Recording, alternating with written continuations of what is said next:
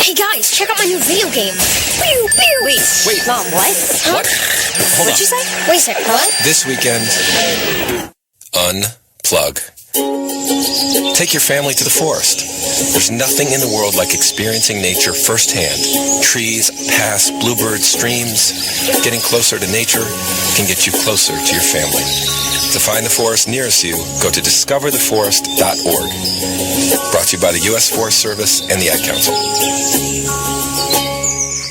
Are you thinking about getting your G diploma? Well, here at the GED Pep Talk Center, we've got a number of pep talks that can motivate you.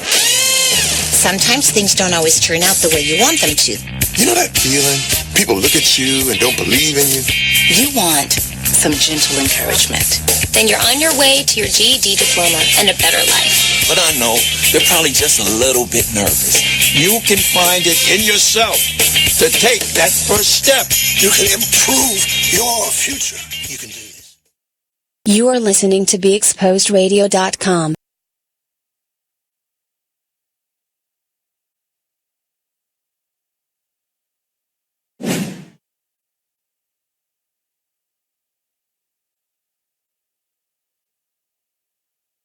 About the men and women around us, and I'd like to introduce you right now to Major Jonathan Yost. He's a chaplain here at Fort Lee. He serves in the West Virginia Air National Guard. Major.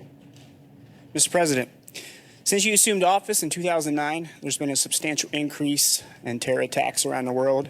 And likewise, here in the U.S., we've had major attacks in large cities such as Orlando, New York City, and elsewhere.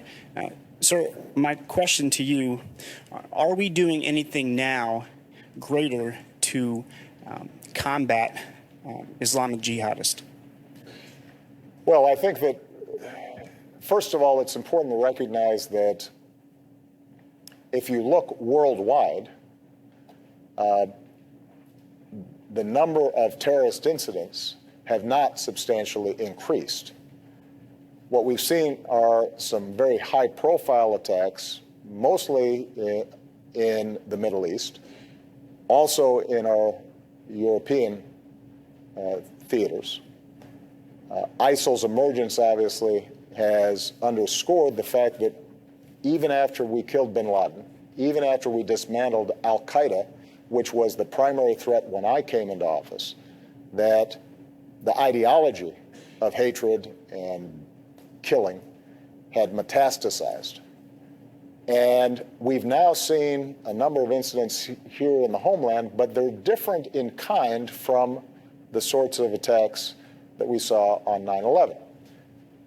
Part of what has happened is because of the outstanding work of our men and women in uniform and us dismantling al-Qaeda, partly because of hardening the homeland, the incredible ramp up of intelligence work that we do, the much more effective cooperation between law enforcement and the military, so that information sharing, for example, between the FBI and cities and law enforcement officials there is much improved. Because of the improvements we've made on aviation, it is much harder for terrorist organizations to carry out large-scale attacks.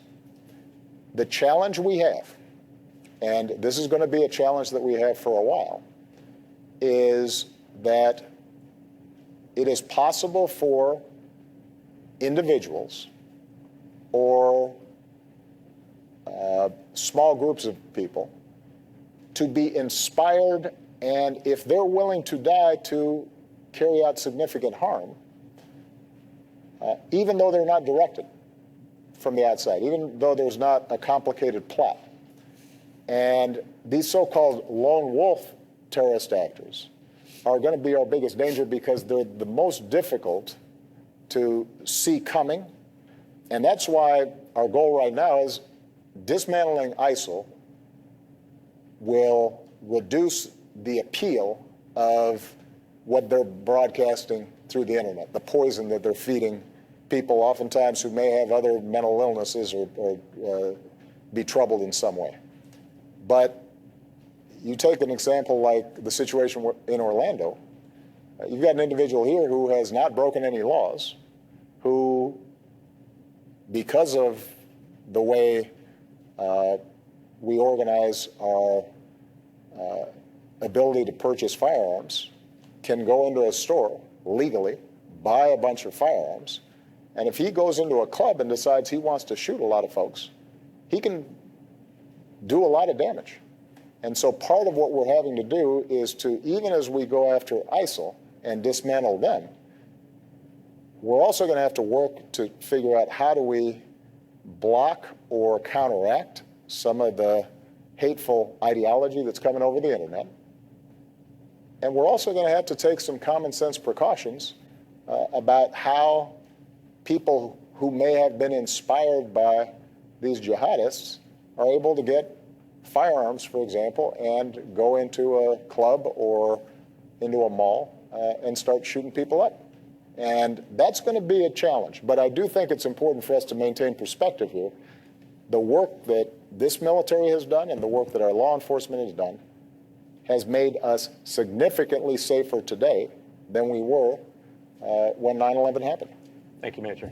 I want to introduce you to Donna Coates. She's the widow of Army veteran Barry Coates. He waited more than a year for a colonoscopy at a VA hospital. By the time he got one, it revealed terminal cancer that had metastasized. The family sued the VA. That claim was settled. Donna. Mr. President, I stand before you today with my husband's flag because it was always his desire to meet you, and sadly he never got the chance to. However, 2 years ago, Barry Lynn testified in front of Congress, and we heard a lot of promises about reform and accountability, but still nothing's changed. In fact, the contracted doctor that misdiagnosed my husband is still treating our veterans at the same VA clinic. My mom has always told me that if you stop talking about stuff and do it, then you don't have to talk about it any longer. So when are we going to actually start holding these contracted doctors and the VA employees accountable for it's the difference between life and death? And families like mine, they're tired of waiting. And the only true change that's come since we began talking was that I am now a widow. And my family, we will never be the same. Well, first of all, my heart goes out to you. I heard the testimony of your husband. Bob McDonald, the head of the VA, heard that testimony. And because we can't bring your husband back, I don't want to in any way sugarcoat the fact that there have been significant problems in the VA that have accumulated over decades. And the incidents that we saw in South Carolina, the incidents that we saw in Phoenix, I think were inexcusable, but they were also an indication that you have a system, a bureaucracy that had gotten overwhelmed, built up over time, and now when you have a lot more veterans coming home, needing treatment, even with some of the improvements that were made, there were still inexcusable wait times. Now, we have actually made progress. And again, I don't want to in any way pretend that we're where we need to be, but we have, in fact, fired a whole bunch of people who were in charge of some of these facilities. I don't know the particular case of this individual doctor, but you can bet I'll find out after this meeting. We now have a situation where about 80% of individuals who interact with the VA are satisfied that they're getting timely treatment. I want that to be 100%, and that requires more work. Since I came into office, just to give you some sense of perspective, we have increased the VA budget by 85%. No president has increased the VA budget faster and more aggressively than I have, because I believe that we've got to meet the sacred vow that we make to our troops that if you are fighting for us when you come home, you're going to get good service. But it's not enough just for us to put more money into the system if the system itself is dysfunctional. So part of what was happening, and we're beginning to fix it, but we're not there yet, is in taking appointments, we were using old systems where somebody'd answer the phone, they'd write down try to schedule it. Then they'd hand it off to somebody who then input it into some old rickety computer. And then somebody'd print it out, and then it would get passed on to somebody else. And so the system itself was so antiquated, so old, that it was hugely inefficient. So we're having to rebuild information systems, intake systems. Part of what we've done, working with Congress, was also making sure that if somebody is in a situation where, for example, they live far away from a facility, that they now have recourse to go to a private doctor and that doctor can get reimbursed. So across the board, we're working on these issues. But I think it's really important to understand that the VA schedules 58 million appointments every year. 58 million. And I want zero errors in all that process. We're not anywhere near zero errors. And sadly, there are real consequences for people when that happens. But I don't want you to ever think that it's because people like Bob McDonald, his deputies, are not taking this very seriously, because we understand this is a life or death situation and we are resourcing it. But the VA is a big ocean liner, like a lot of the federal government. And when you initiate changes, you're trying to steer it, and maybe you get it over on the right course, but you're not going to see fully the impact of all the changes we're making until a few years out. But I appreciate you sharing what I know is a heartbreaking situation. I promise you, it's not something that we ever stop thinking about. Thank you so much.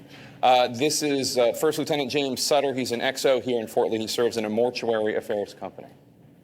Mr. President, we honor those who have given deep meaning to the phrase home of the brave by making the ultimate sacrifice for the land of the free. Lately, some players in the NFL have been choosing to take a knee during the national anthem, a time which I believe should be reserved to respect our service members. As Commander-in-Chief, how do you feel about those NFL players choosing this typically respected time to voice their opinions? Well, as I've said before, I believe that us honoring our flag and our anthem is part of what binds us together as a nation.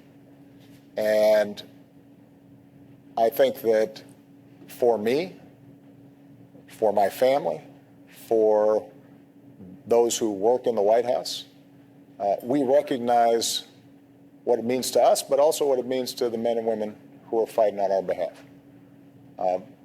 But I'm also always trying to remind folks that part of what makes this country special is that we respect people's rights to have a different opinion and to make different decisions about how they want to express their concerns.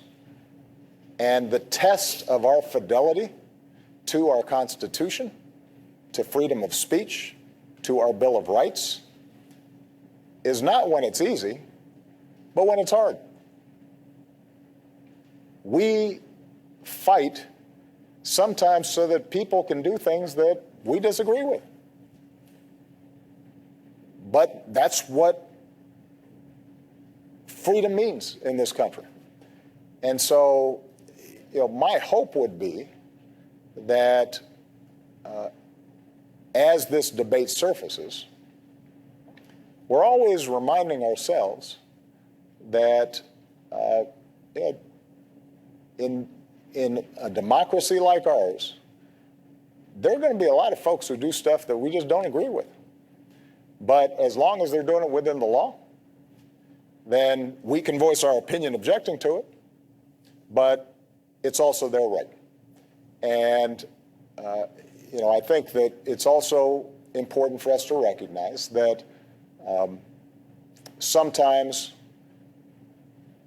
out of these controversies, we start getting into a conversation, and I want everybody to listen to each other.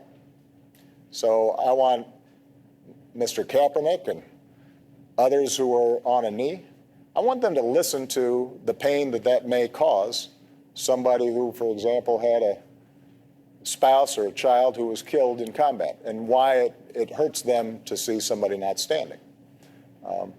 But I also want people to think about the pain that he may be expressing about somebody who's lost a loved one that they think was unfairly shot. And you know, one of the things I always say about American democracy is it can be frustrating, but it's the best system we got. And the only way that we make it work is to see each other, listen to each other, try to be respectful of each other, not just go into separate corners. And I do hope that anybody who's trying to express any political view of any sort understands that they do so under the blanket of protection of our men and women in uniform, and that appreciation of that sacrifice is never lost. Thank you, sir. Our next question comes from Tina Houchins. She's a Gold Star mother here in the Fort Lee community. Her 19-year-old son, Corporal Aaron Gautier, was killed in Baghdad in 2007. Hi, Mr. President. As a Gold Star mother, my son gave his life for acts of terrorism. Do you still believe that the acts of terrorism are done with a self-proclaimed Islamic religious motives? And if you do, why do you still refuse to use the term Islamic terrorist?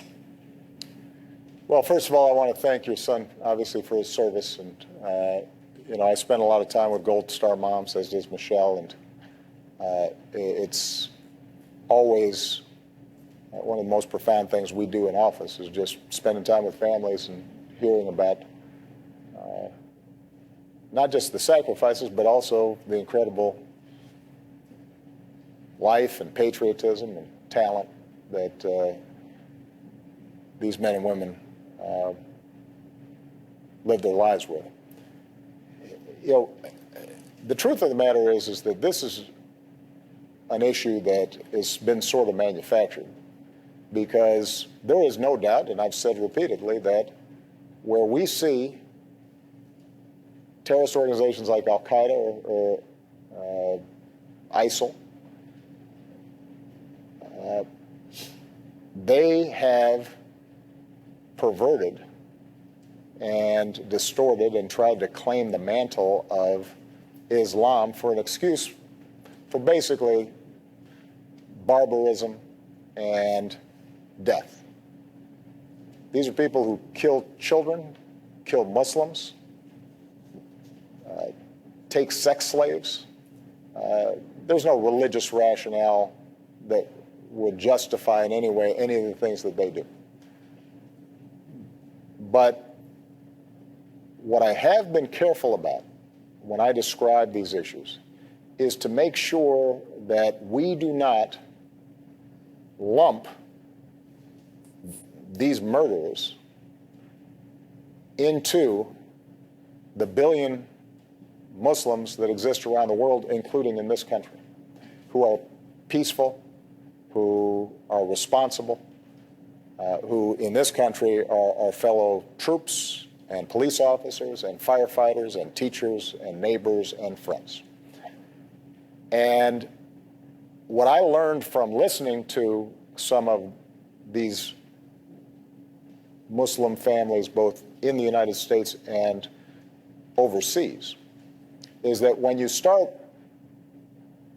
calling these organizations Islamic terrorists, the way it's heard, the way it's received by our friends and allies around the world is that somehow Islam is terroristic. And that then makes them feel as if they're under attack. In some cases, it makes it harder for us to get their cooperation in fighting terrorism. So, do I think that if somebody uses the phrase Islamic terrorism, that it's a huge deal? No. There is no doubt that these folks think that and claim that they're speaking for Islam. But I don't want to validate what they do. I don't want to, if you had an organization that was going around killing and blowing people up and said, we're on the vanguard of Christianity, well, I'm not, as a Christian, I'm not going to let them claim my religion and say you're killing for Christ. I would say that's ridiculous. That's not what my religion stands for. Call these folks what they are, which is killers and terrorists. And that's what we've been trying to do, is to make sure that, A, we don't validate their claims that somehow they speak for Islam, because they don't, and B, making sure that we do not make Muslims, who are well-meaning and are natural allies on this fight, because these groups are killing more Muslims than they're killing anybody else, make sure that they don't feel as if somehow this is some contest between the West and Islam. And you know, I think that, I'll just be honest with you, the dangers where we get loose in this language, particularly when a president or people aspiring to become president get loose with this language. You can see in some of the language that we've, in talking about Muslim Americans here, and the notion that somehow we'd start having religious tests in who can come in the country and who's investigated and whether the Bill of Rights applies to them in the same way. And that's a slippery slope. And the way we're going to win this battle is not by betraying our ideals. It's by making sure that we hold true to our ideals. And one of our core ideals is that, you know, if you're an American and you are, you know,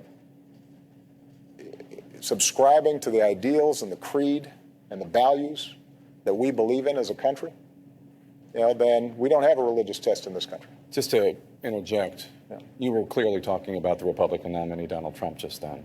You think? No, I wasn't. Because no, I would just say this, Jake, because aspiring to this office. No, but it's not unique to the Republican nominee. And again, I'm trying to be careful. We're on a military base. I don't want to insert partisan politics into this.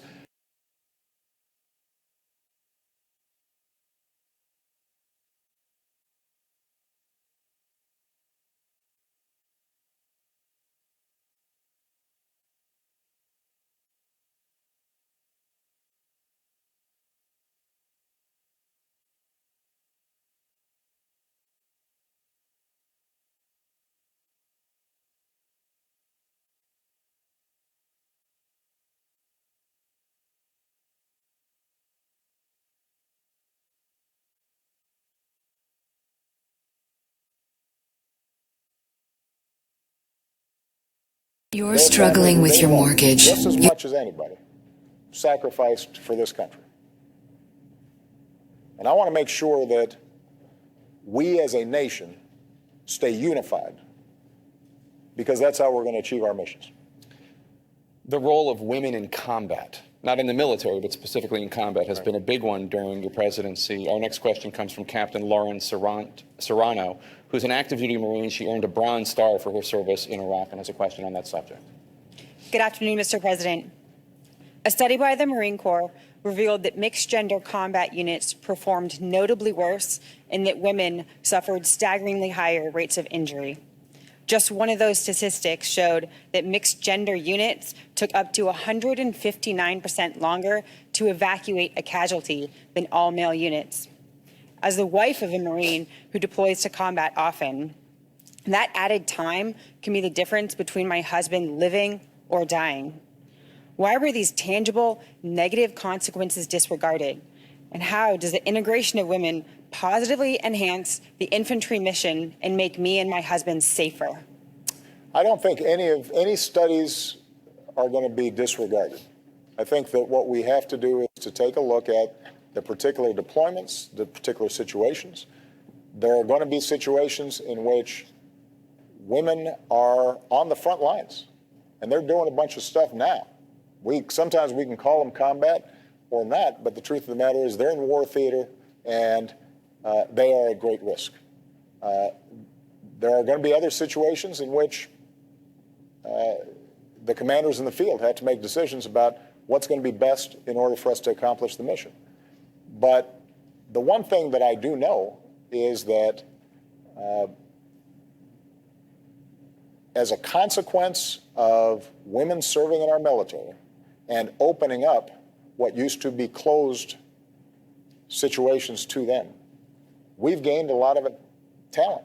We've gained a lot of incredible soldiers, airmen, Marines, Coast Guardsmen. And I want to make sure that our starting assumption is if you can do the job, you should be able to get the job. Now, if you can't do the job, if there is a problem with performance, then that has to be taken into account. But keep in mind that there are a lot of jobs that are considered combat that don't necessarily involve you being on the front lines going door to door in Fallujah. And part of the task of the Joint Chiefs and the Secretary of Defense and others is making those determinations and not just simply painting broad brush and saying, you know what, women can't be in combat. Because there may be situations in which they could do the best job. It may not involve physical strength or how many pull-ups you can do. It may involve the precision with which you can operate and you being able to keep your cool and you being able to carry out a task with a low error rate. And it may be that in those situations, a woman can perform better than a man. So my instructions to the Secretary of Defense and the Joint Chiefs is not to engage in political correctness. This isn't some symbolic issue. This is, let's make sure that we're not fielding half a team. If we got a whole team, let's figure out who can do what and who can do it best. And if they can do it best, I want to make sure they've got opportunities. I don't want the presumption to be that a woman can't do the job. Because I'm looking at you right now, and I'm pretty sure that you're in better shape than I am, and you could do a lot of stuff I couldn't do. And I don't want you not to have that opportunity. I agree with you that we can't, just out of some ideological notion, make it more dangerous for your husband. But I don't want a military, an institution that starts with the premise that women can't do something. If it turns out they can't do something, then we'll deal with that specific situation. But I don't want to start off with that assumption. Thank you, Captain. We're going to take a very quick break. Our town hall conversation, America's military and the Commander-in-Chief, continues right after this.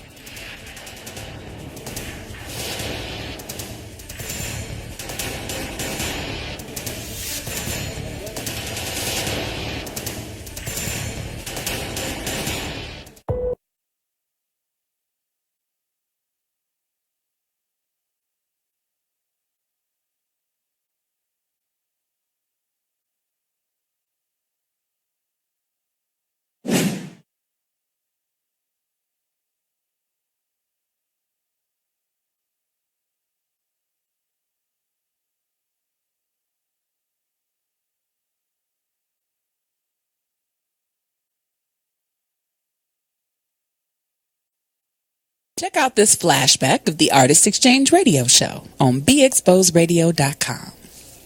How did you know that this is what you wanted to do as far as being a singer or entertainer? It's always been in me. It's always been a part of who I am since a child. Since a child, I've always gotten karaoke boxes, and I've always learned this song and solos in school and all of those things. And I met my Reflections actually in high school, and we were singing back then, choral music. Douglas High School. Yes, quack, come on through here.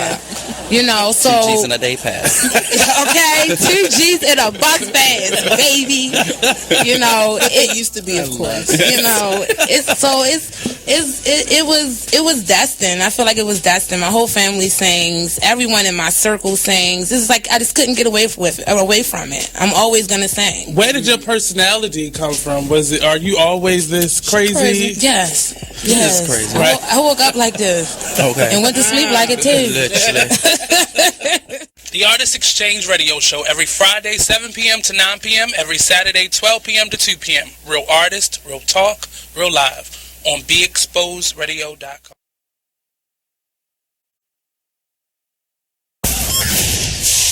You're listening to BeExposedRadio.com. Talk dirty to me. I love it. It's awesome. It's all my makes me going every day. The Style Lounge.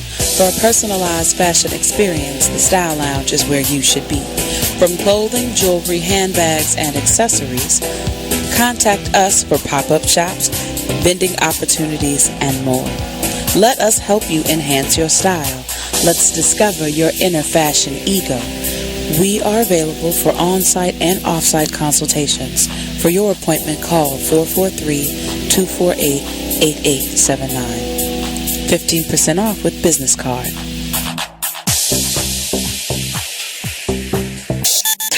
Join the club that gives you stuff. Hey, thanks! Radio Loyalty. Here's how it works. Just click on the Radio Loyalty banner right now and sign up. Then, you keep on listening like you already do. But now you earn points. Those points add up, and you can trade them in for stuff in the Radio Loyalty store. Earn more points by sharing your station with friends on Facebook and Twitter, answering surveys, and by using the apps in the New Players App Store. Pretty simple, right? Radio Loyalty. Click that banner to join now. Are you thinking about getting your GED diploma? Hey, what's up, everybody? It's Marnie from Talk Lately. I want y'all to sit back and listen to this flashback. We be tripping. I mean, really, but I mean, he might have. I got him maybe jacking her up. The kids said he did it. But this is Floyd Mayweather punching her head repeatedly, and like she doesn't have like brain damage. No, she didn't have brain damage. I don't think he was hitting her like that. Or he probably was like, say something else. Say something else.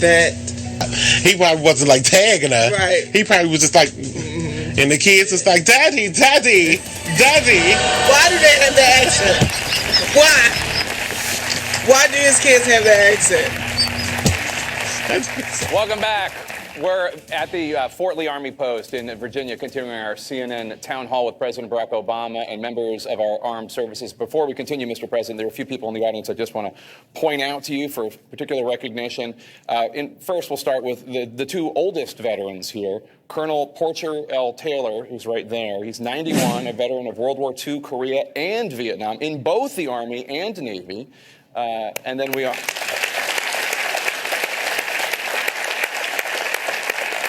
To my left, we have Staff Sergeant Millie Dunn-Vesey, who served in the Women's Army Corps during World War II. She is, believe it or not, 98 years old. I don't believe it. No, I don't believe it either. I don't believe it. You recognized already retired Army Captain Florent Groberg, who tackled a suicide bomber in Afghanistan, sustained serious injuries, but saved many lives. He received the Medal of Honor from you last year, Mr. President, for his bravery. We'll honor him.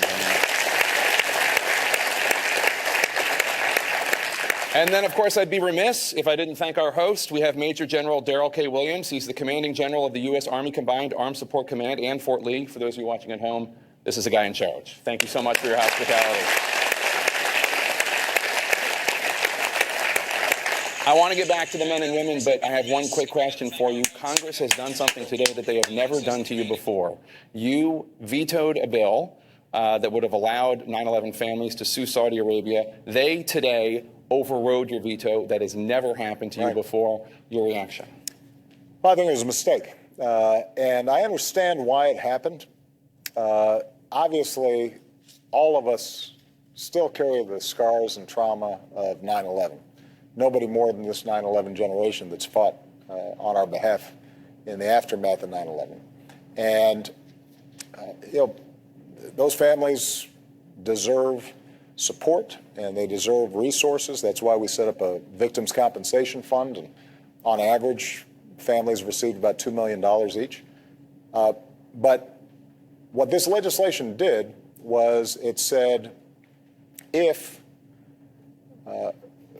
a private citizen believes that having been victimized by terrorism, that another country didn't do enough to stop one of its citizens, for example, in engaging in terrorism, then they can file a personal lawsuit, a private lawsuit in court. And the problem with that is that if we eliminate this notion of sovereign immunity, then our men and women in uniform around the world could potentially start seeing ourselves subject to reciprocal laws, right? So if you have a situation where we're doing disaster relief in the Philippines or some other, or Haiti, and a traffic accident happens where tragically a citizen of that country is killed. If they pass the same kind of legislation that we just passed, now potentially that family in that country could start suing the United States. They might say, we're going to take jurisdiction over that individual. We set up what are called status of forces agreements so that when we deploy, our people are not vulnerable to these kinds of private lawsuits. And other countries agree to do that, but mainly because we reciprocate with them. And the concern that I've had has nothing to do with Saudi Arabia per se or my sympathy for 9/11 families. It has to do with me not wanting a situation in which we're suddenly exposed to liabilities for all the work that we're doing all around the world, and suddenly finding ourselves subject to the private lawsuits in courts where we don't even know exactly whether they're on the up and up in some cases. So this is it's a dangerous precedent, and it's an example of why sometimes you have to do what's hard. And frankly, I wish Congress here had done what's hard. I didn't expect it, because voting, if you're perceived as voting against 9/11 families right before an election, not surprisingly, that's a hard vote for people to take. But it would have been the right thing to do. I am concerned, and this is not just my concern. General Dunford, chairman of the Joint Chiefs, said this is a bad idea. Secretary of Defense said it was a bad idea. And then we found out some of the people who voted for it said, frankly, we didn't know what was in it. And there was no debate of it. And it was basically a political vote. I understand that, but my job as Commander-in-Chief is to make sure that we're looking ahead at how this is going to impact our overall mission. Because what this also means is, this time in Saudi Arabia, but let's say that there's a terrorist who comes here from Great Britain, our closest ally, we do all kinds of work with them to prevent terrorism, but they've got some people, like they're radicals who are living in our country, who may be British citizens. They come here, they carry out something. Now, under this legislation, somebody who had been harmed by that terrorist could sue the British government and start asking for all kinds of documents and sending in a bunch of trial lawyers. And by the way, the last point I'd make, if we know that a country was helping a terrorist, then we call them a state sponsor of terrorism. And they don't have immunity, and you can sue them anyway. But that's a judgment that we make based on the intelligence that we have, based on our military assessment. And in this situation, we did not make such an assessment that Saudi Arabia was a state sponsor of terrorism. This is taking that out of our military and our intelligence and the hands of our national security professionals and putting it into the courts.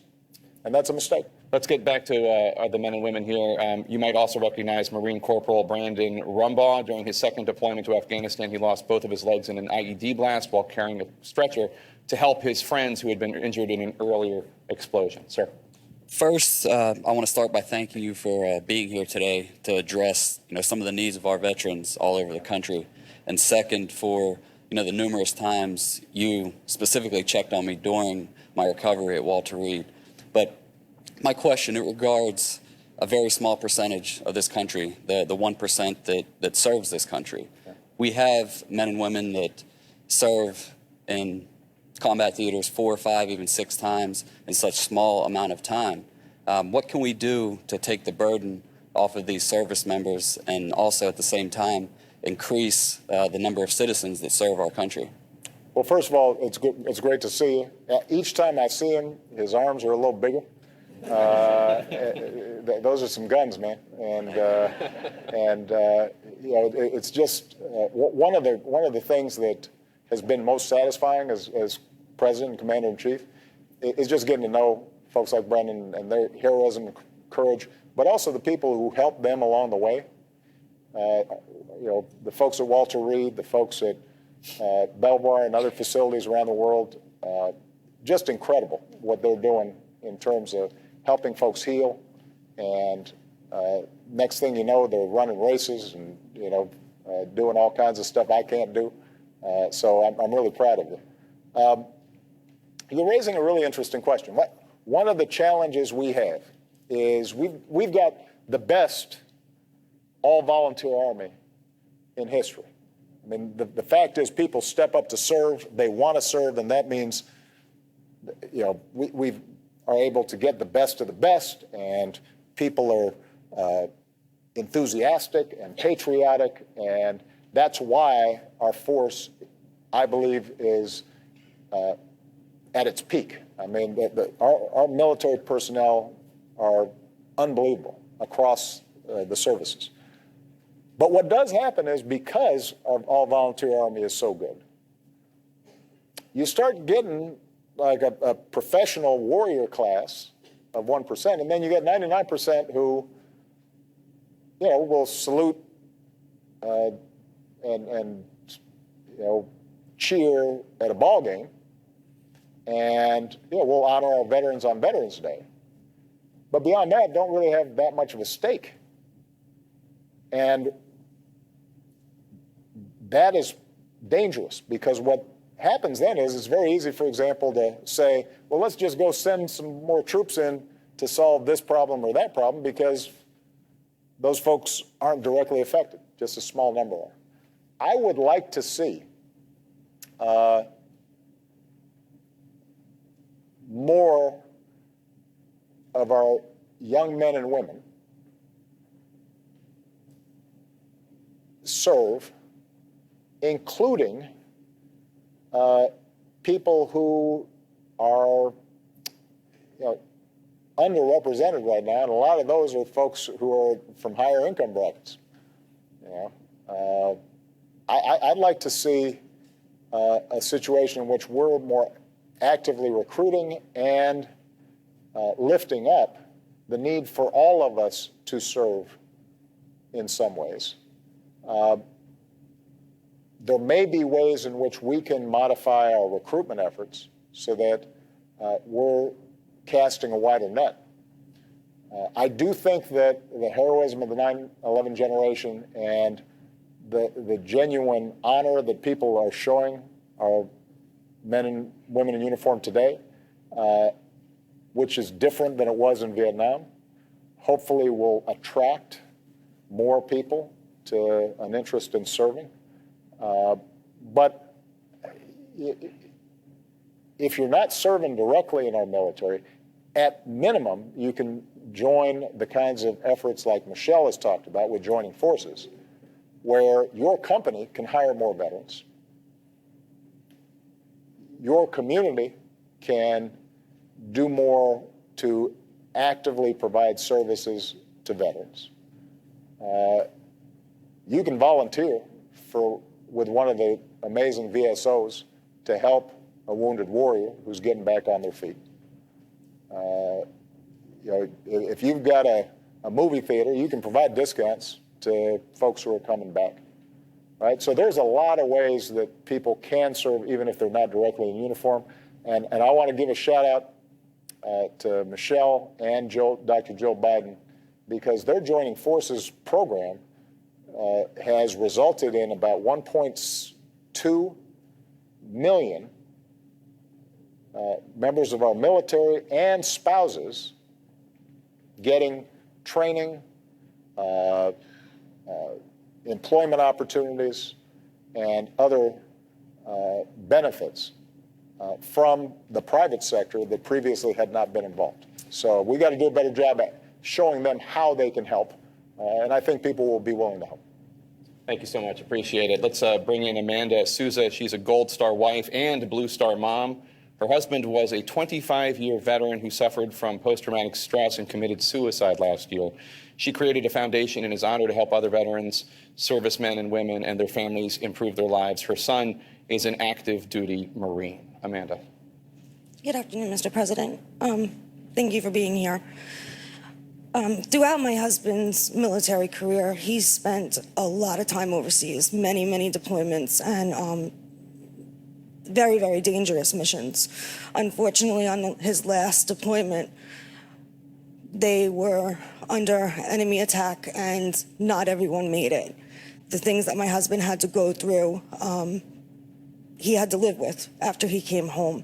He was diagnosed with PTSD, but unfortunately, like many of our servicemen and women, this was his career, this was his livelihood, and he was too scared to go get help because he did not want to risk being labeled as unstable or weak.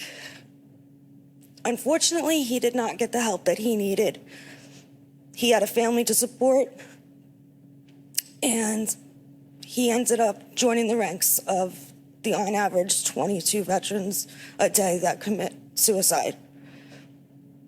My question to you is, how can we ensure that our military men and women understand that it's okay to get the help that they need and that they're not going to risk their careers, that they are not going to be labeled? How can we enforce and ensure that, especially my son's generation that's coming into the military as careers, that they understand that it's okay to get the help that they need? How can we change the stereotype? Well, first of all, I just want to thank you so much for sharing your story, creating your organization, because this is something we just have to talk about more. And I honor your husband's service, and I thank your son for his service. And I thank you for your service because you're serving along with him. And you know, sometimes the weight of battle comes home. And we see this all across our veteran populations. 2 points I'd make. The first is I have instructed the Joint Chiefs and up and down the chain of command that they have a responsibility to destigmatize mental health issues and issues of PTSD and help to explain to everybody in all of the units under their command that there's nothing weak about asking for help. If you break your leg, you're going to go to a doctor to get that leg healed. If, as a consequence of the extraordinary stress and pain that you are witnessing typically in a battlefield, something inside you feels like it's wounded, it's just like a physical injury. You got to go get help, and there's nothing weak about that. That's strong, and that is what will allow you then to continue with your service, and there shouldn't be a stigma against it. And so we've tried to do that. I mean, I've done PSAs myself about it. We've had events in the White House to emphasize this. We've worked with Congress to try to amplify that message. But ultimately, that has to pervade the culture of our military. There's no weakness in asking for help. Now, you also have to back it up with resources. So this brings me to my second point. We have increased the funding for mental health services since I've been president by about 75%. We've increased the number of mental health providers by about 42%. And part of what we're trying to do is start early by embedding, in some cases, clinicians, people who can help, in the units in theater, not just when they get back home, so that when something happens, you're able right away, in addition to going to a chaplain or somebody to help you process it, you're not waiting for it to fester or, in some cases, self-medicate, which obviously causes problems as well. So we're putting money behind this. We are hiring more mental health professionals. But the fact that there's still 20 a day who are feeling hopeless means that we've got to do more. And anybody who's watching right now, if you call the Veterans Helpline, there's going to be somebody there to answer. And unfortunately, the vast majority of the 20 that you're talking about are not people who are receiving services. I'll just tell you one last quick story. One of the most moving moments of my presidency, I get 10 letters a day from people who write me letters. And I got a letter from a woman whose husband was going through this, and she loved him so much, he was such a patriot, but she was scared that he was going to do something to himself. And she asked, was there something that I, as Commander-in-Chief, could do? And the letter was moving to me, and so I do what I often do with these letters. I contacted the VA, said, can you contact this family and this guy? I had forgotten about it, and then 3 years later, at a White House tour where I'm shaking hands with somebody, beautiful family, husband, wife, 3 gorgeous kids. And as I'm going down the line shaking hands and I get to this family, the guy says, sir, I just want to thank you for saving my life. And I said, what do you mean? He said, well, my wife wrote a letter, and as a consequence, somebody at the VA actively contacted me, and I started getting help, and that's why I'm here with my little kids here. So intervention can work. And I think part of what we also have to do is make sure that the families recognize some of the signs. And in some cases, you may need to help that individual get help. And that's hard to do because folks are proud, but it's something that I think we all have to be thinking about, because we're putting folks under such strain, and it adds up no matter how tough you are. But God bless you. Thank you for everything that you've done. Thank you to help lift this story up. Mr. President, let's turn to Colonel Adam Butler, who's the Fort Lee Garrison commander. He has served more than 30 years in the Army. He just got back from Afghanistan. Good afternoon, Mr. President. So I served twice in Iraq in areas that were recently later occupied by ISIL. I've also recently redeployed from Afghanistan. My question to you, Mr. President, is what do we need to do to ensure the gains made in Afghanistan don't meet similar fate as they did in Iraq, particularly as it's related to ISIL occupation? Well, the situation in Afghanistan is a little bit different from Iraq, obviously, because the dominant fighting force against the government in Afghanistan is the Taliban, who are not only not affiliated with ISIL right now, but in some cases are fighting ISIL for control of territory. The key thing that we're doing in Afghanistan is twofold. One is continuing to train, assist, support, build up capacity for the Afghan security forces. And they are fighting. They're still fighting the Taliban. They're not where they need to be as a fighting force yet, but they're getting better because of the support that we provide them. And this is why I have maintained a certain troop level there until I feel confident that they can walk and then ultimately run. but they're not quite there yet.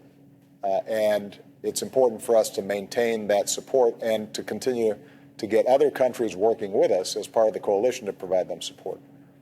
The second thing we're doing is we are maintaining a CT platform in Afghanistan because we don't want ISIL or Al-Qaeda or anybody coming back and creating a platform whereby they can attack the homeland.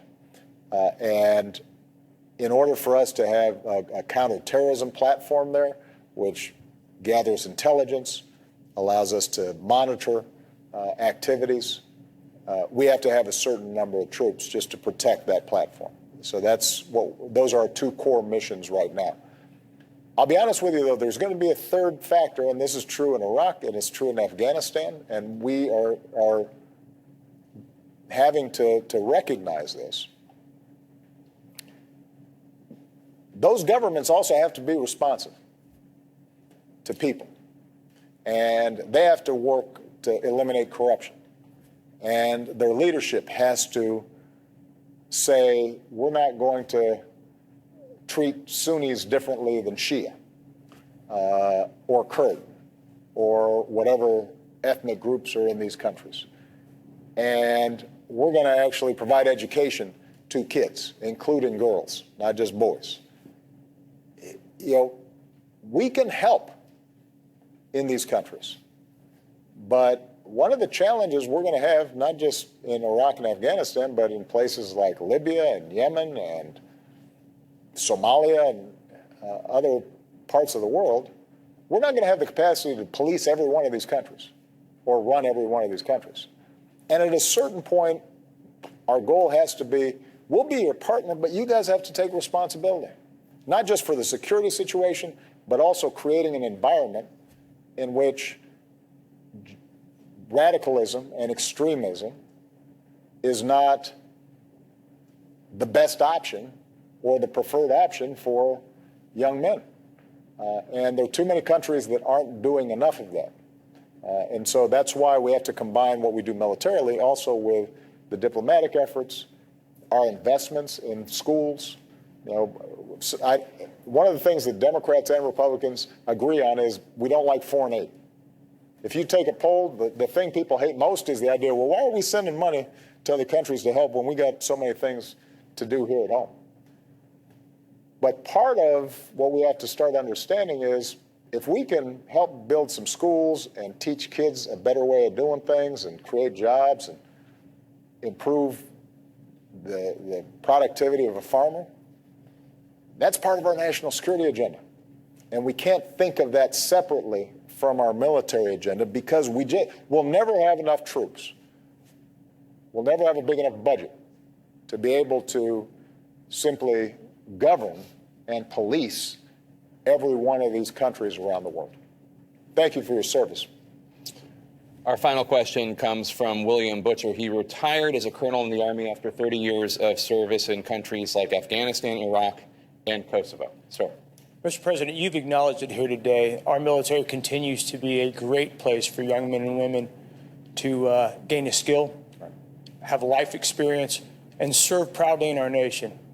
What would you say and what advice would you give to Malia and Sasha if they approached you with an expressed interest in serving in our military? I'd say go for it. I will tell you, look, I signed up for selective service when I was 18. The Vietnam War had just wound down. There weren't any active wars. We hadn't been under attack, and so I took a different course, and I didn't end up serving in our military. And then during the course of my work as an adult, and eventually first as a state senator, then a U.S. senator, and finally as president, I started having a lot of interactions with our military and our veterans. And I cannot tell you how incredibly proud I am of our military as an institution. There's a reason why it's held in the highest esteem of any institution in our country at a time when people are cynical of just about everything. And the reason is that the quality of the people who are serving right now,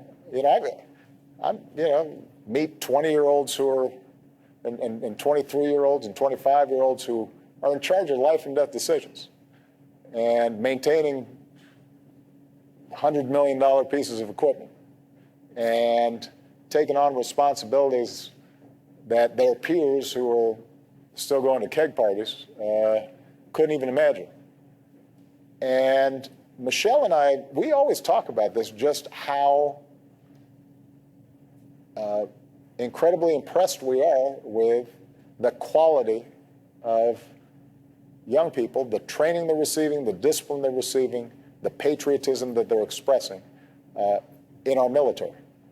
And so if Malia and Sasha decided that that was an avenue that they wanted to take, I would be proud of them. Now, I won't be, I'd be lying if I said I wouldn't sometimes get nervous about possible deployments. Your kids are your kids, and you want to keep them tucked in their pajamas for the rest of their lives if you had a chance. But I'd be proud to have them serve, and I think every parent who's seen their children enter the military are proud. It's interesting. We have a number of members of my staff in the White House who themselves didn't serve, and their children now are serving. And they were nervous about it initially, and are now seeing the way their characters of their children are being shaped. It's terrific. And if you think about how our military is handled, a lot of social issues. Our military is not perfect, but it's handled race issues, for example, better than most other institutions. It's more integrated and provides greater opportunity to a more diverse set of people. I know that the issue of don't ask, don't tell was controversial. But once the order came down, military executed, and now we've got people who, regardless of who they love, are serving their country and doing a great job, and our military does it and does it right. So there's a lot to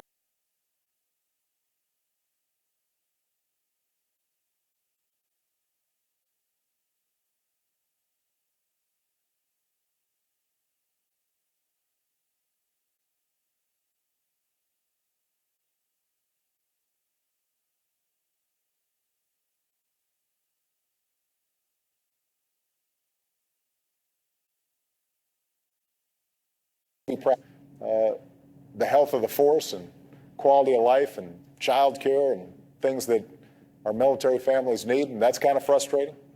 Overall, though, when I hear anybody saying America's somehow weaker now than it used to be, blah, blah, it's nonsense. This is the greatest military on earth. Nobody even comes close. Our personnel are better and better trained and more focused and exhibit excellence every day. And we need to take great pride, but we also need to cherish it, not be careless with it. And my hope is that my successor, and any one of my successors in the future, always understands this is something you don't take lightly. And if you're going to deploy our military, make sure you're doing it for a mission they can achieve, that they're properly resourced, the mission's clear, and that we're going to take care of our folks when they come back home. But thank you very much, all of you, for the outstanding work you do each and every day. And Mr. President, thank you very much for your time. We really appreciate it. I also want to thank all the members of the military, active and former, and their families who took part tonight, and all the people from Fort Lee who made us feel welcome. Of course, we thank them all for their service and their sacrifice. CNN Tonight continues right now. Fantastic. Jake, thank you very much. You have been watching CNN's exclusive presidential town hall, America's Military and the Commander-in-Chief. This is CNN Tonight. I'm Don Lemon. Thank you for staying with us this evening. President Barack Obama answering questions there from active duty service members, veterans, and other members of the military community, and now spending some time thanking them individually. And you get the feeling watching this that the president is going to miss this relationship with the military when his term ends. We've got our own military experts here to talk about what we have just heard. First, I want to introduce Major General James Spider Marks. Also, here's ABC's Bob Woodruff, whose foundation has raised more than $33 million to help wounded service members and their families. Sue Felton is here, a former Army captain who was a member of the first West Point class to include women. And Paul Rykoff, the CEO and founder of Iraq and Afghanistan Veterans of America. Thank you all so much for joining us, and for members of the military, thank you so much for your service. We appreciate you joining us. General Marks, I'm going to start with you now. National security is going to be at the top of the list when it comes to this new president. I'm wondering how you think the president did tonight explaining where we stand, particularly now, on national security and the fight against ISIS. Well, I hope national security is priority number one for the new president. I mean, of the many tasks that he or she must take on, there's nothing more sacred, and it's written in the Constitution. I mean, it's something that must be addressed.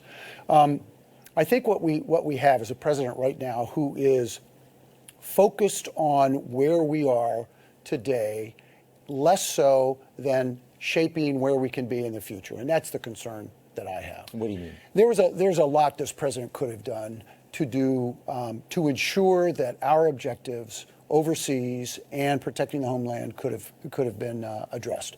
I have heartburn with the way we departed Iraq in 2011. I don't want to go down that path, but I love this president's passion about veterans. I'm concerned that 4 months before his departure, he now chooses to have a town hall with veterans or with active duty members of the military and their family members.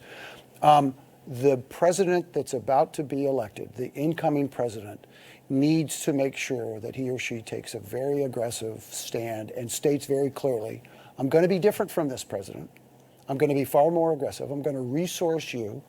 You will have all the resources that this nation needs. We will lead from the front. And in these very existential challenges that we have, to include the Islamic State, we'll be very, very aggressive and employ all elements of power, not just the military, but all elements of power. Yeah. How do you think he did on these issues? I think he's gotten smarter over the years. He's really, I think, spent time with the military and with veterans, and you can see, his language is more nuanced. Suicide's a great example. We've met with the president, we've advocated in Washington, we helped pass the Clay Hunt suicide prevention bill. He's talking about suicide in a very sensitive, understanding, smart way. He's encouraging people to step forward and get help. That's a big move for our country. This was a good event for the veterans community, for the military, and also for our political discussion, because veterans issues are now front and center. We had the NBC forum with the candidates a few weeks ago. Now we've got this. The veterans community has been longing for a discussion on things like suicide, VA reform, women in the military, and now it's front and center, not just for one night, but for a couple weeks. And all those issues were addressed tonight. Yeah, I think, you talk about a learning curve, and I think understanding the complexity of the challenges we have with the Veterans Administration is an area where we've all continued to learn. And I think we have made progress, but it's very tough because every failure is a catastrophic failure. And you heard some of those tonight from the families. Yeah, so there's a lot more to be done. You want the next commander-in-chief to come in and address those directly. And I think that's why it's important that we have the conversations, that they have the conversations with the service members and veterans and get that on the front. Everybody feels nice, warm, and fuzzy about taking care of veterans, but it's a really tough challenge, and there's so much that needs to be done. Bob, as someone who raises a lot of money for military and their families, how do you think the families reacted? How do you think the president did? Well, it's always hard to tell. Let's get home sometime and make some phone calls and get some emails, and we'll get the exact reactions to what we just watched. But it was very interesting towards the end, this idea that there's not that many Americans that are serving. And it's true. I'm the civilian here amongst the Army at this table, and in this country we have so few. And at the end, the president was asked, "Well, do you think we should have more people somehow participating in these wars that we have?" And we have seen that. I think when the people come back from the wars, we have to remember that well over 75% are not wounded in some way, visible or invisible. What we do know is what they really need is they want to get back to their lives that they had before. And sometimes they're most comfortable and it's most effective to have veterans helping veterans. Like, Paul's a good example. We learned that. We didn't know that early on, 10, 15 years ago. That was going to be the case for those that come back. But a lot of us, including me when I came back from covering it over there, is I wanted to go back to the same team in the world where I was actually going to accomplish something. So if you give this message out to the veterans when they come back, that you died in vain or you did not, were not successful, and that's the most damaging thing mentally to anybody. Bob, what you're hitting on is absolutely the most important point, and that is we can't afford to create a warrior class. I have no problems with neurosurgeons begetting neurosurgeons. That's okay with me. What do you mean a warrior class? We can't have a warrior class in the United States where soldiers beget soldiers. There's a small population, and it's only a small group of folks that continue to sign up. Because what you've just said is the absorption back into society is disconnected. No one else shares or has that common picture of that, that brotherhood, that sisterhood that exists from service to nation, so that when they return, they're alone, often alone. What leads to the problem, Paul, that you just addressed. Yeah, and that's where the president has more work to do. I mean, this is a great forum, but, we heard in the back room, why hasn't he done this every year? Why doesn't he do this every 4 months? Right. This is a conversation at the end of the second term where we're finally having a conversation about VA reform with the president after the VA scandal. So I think his track record on veterans issues has been really disappointing. I want to talk to you about this. That's going to be a real challenge for him to try to overcome, as he tries to think about his legacy. And how much can he get done in the last few months? He's got to really put the pedal down here, and if he's going to stay focused on this, we can actually get a lot done. But there's a lot of ground to make up. You mentioned suicide because that's a big issue for you. The average 22 veterans a day are committing suicide. I want to play, this is a clip. It's from Amanda Souza, whose husband took his own life and has a son in the military now. Let's play this. How can we ensure that our military men and women understand that it's okay to get the help that they need and that they're not going to risk their careers, that they are not going to be labeled?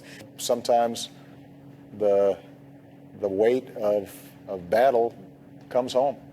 And we see this all across our veteran populations. If you break your leg, you're going to go to a doctor to get that leg healed.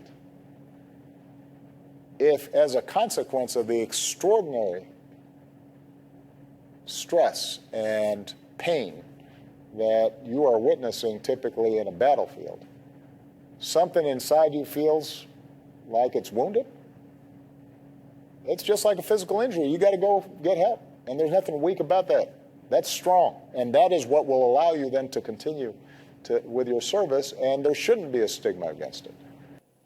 The suicide rate among veterans, Paul, I mean, it's a crisis. The president mentioned some things that the military should do. He said, listen, that we should take the stigma off of it. Also, that they're trying to insert people who mental health experts into the units to help.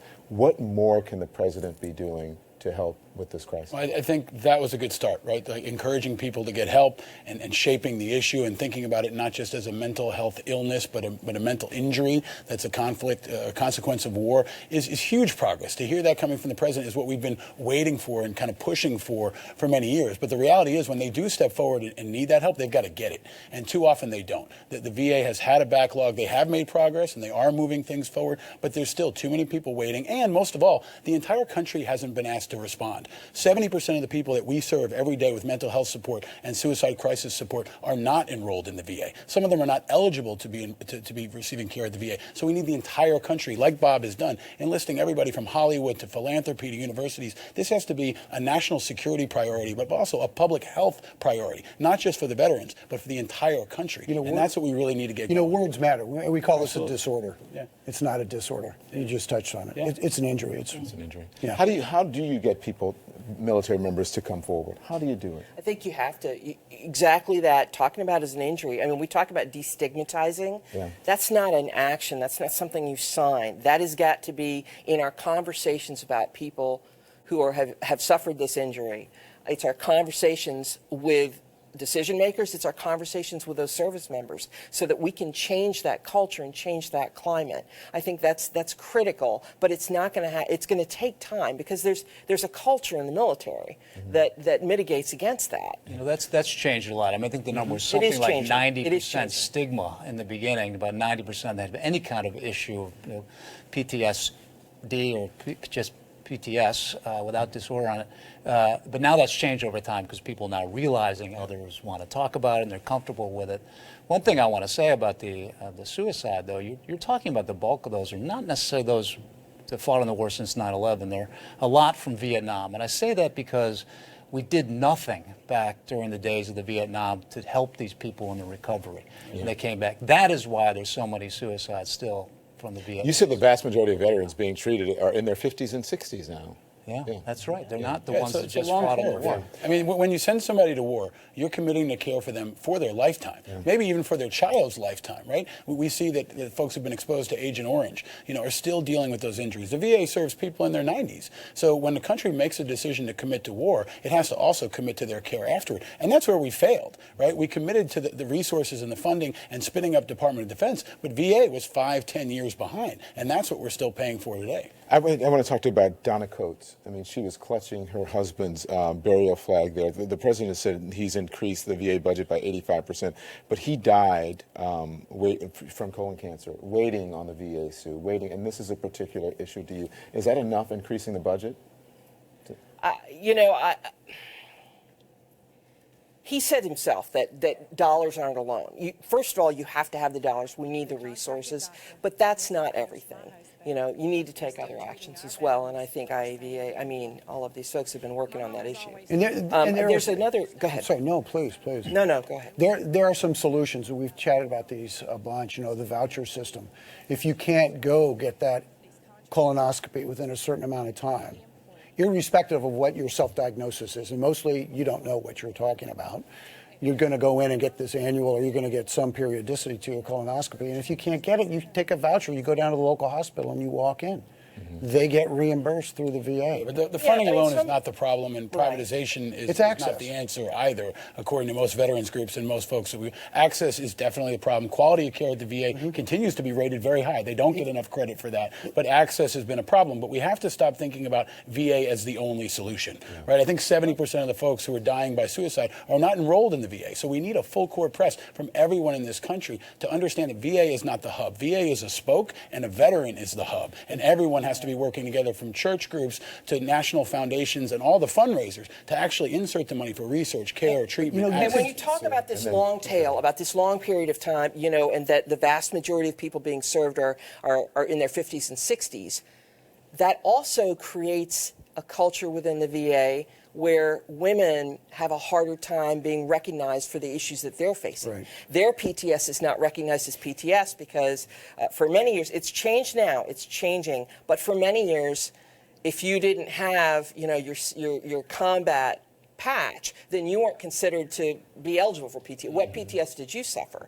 And so women have struggled to really have their issues recognized. And there were other questions about women as well that I wanted to touch on, but I don't want to jump ahead. No, go ahead. No, I was going to say, to the point that we're making here about how do you get every element within the United States focusing on trying to make this problem at least get toward a solution and mitigate it, is you got to move upstream. When a soldier, when a service member enters service to nation, ultimately he or she is going to end up in the VA. Yet there's no continuity in the database. I'm talking about an IT solution that grabs Don Lemon when he joins the military. You're ultimately going to be owned by the VA, but there's a huge disconnect between DOD and the Department of Veterans Affairs. And many, many smart, talented folks have tried to address that. But if we can get that upstream and have this continuity of visibility, so when they go to the VA, they're automatically enrolled. And they don't disappear. And they that's don't also fall where off the horizon. president's failed. I mean, he's had 8 years to get the DOD and VA to work together, and he hasn't gotten it done. No, it's a problem Potomac that has vexed. is like the Grand Canyon. And it's also the great challenge for the commander-in-chief. This is why it's an important question for Trump, for Clinton, for Johnson, for anyone else who wants to run for president. Can you be the first president in modern history to actually fix the VA? We talk a lot about fighting ISIS. We don't talk about fighting the bureaucracy at the VA with a budget that's second only to the Pentagon. We're talking about over $170 billion. Can you fix that? That's a true commander-in-chief. I want to get into terrorism, but quickly, you said there are issues when it comes to women. There were, combat issues. He talked about studies. Someone asked him about studies that ignore that, serving together. So we talked a little bit about the role of women in the military, and there was a question specific tonight to a Marine Corps study. Right. And the Marines took a very different approach with this, and I'm very familiar with this particular study because they asked for male volunteers and female volunteers. Unlike the elite training, some of the elite training that the Army does, like the Ranger School, they did not have a very high bar for physical fitness in order to get into that study. So what happened was, on the average, number one, on the average, the men had more training and more experience than the women did in that study. And number two, there were a number of women who performed well above the mean, but the women who underperformed because they hadn't been screened for physical fitness brought that down. In fact, there was one woman who outperformed the men on virtually every, a number of men on virtually every criteria. So they didn't screen properly, and then they drew the conclusion, instead of drawing the conclusion that physical fitness, training, and experience matter, they drew the conclusion that, well, mixed gender units don't work. Yeah. In reality, if you screen women for their physical fitness and you train them up to the men's level, and we've shown this in Ranger School, we're showing this now in the Army Infantry, you can achieve that. So I think that piece, understanding the role of women as we continue to integrate them into combat roles is going to be critical to the success of the Army going forward. When it comes to ISIS and people being concerned about these domestic attacks that we talk about so much, General, all the time here, the president gave an answer saying that destroying ISIS overseas was the best way to combat the lone wolf attacks. Do you agree? Short answer is everyone. Is that right? I agree. Yeah. I would take issue with the notion. I would take issue with the notions of lone wolves. Yeah. In today's world, you can achieve identity virtually from wherever you are. I can have an interaction with you, and I can get educated, I can get motivated, I can get inspired, I can get tactics, techniques, procedures if I'm online. So the notion of a lone wolf needs to be addressed. I think it underscores, frankly, the reality of war that most of our community has been dealing with for a decade and a half. Like, we've been at war, and America, for the most part, has been living life uninterrupted. So in many ways, I think this is a new normal that folks in the military are prepared for. And we're well positioned to respond, not just overseas, but as first responders here at home, as EMS workers, as firefighters. That's the new front in many ways. And veterans are ready to serve again. That's a good part of this story that often doesn't get told, is how they're coming home, they're leading in their communities, and when something goes down, veterans are the first ones to go in. They are. You guys are special. Thank you so much. Thanks, Don. Thank you, Sue. Thank you so much. Thank you very much, Bob. And thank you again. Don, thank you so much for your service. Fascinating conversation. We all learned a lot, and we should continue to discuss this. We really appreciate it. When we come right back, a cringeworthy moment from a presidential candidate on key foreign policy question. And no, not that candidate.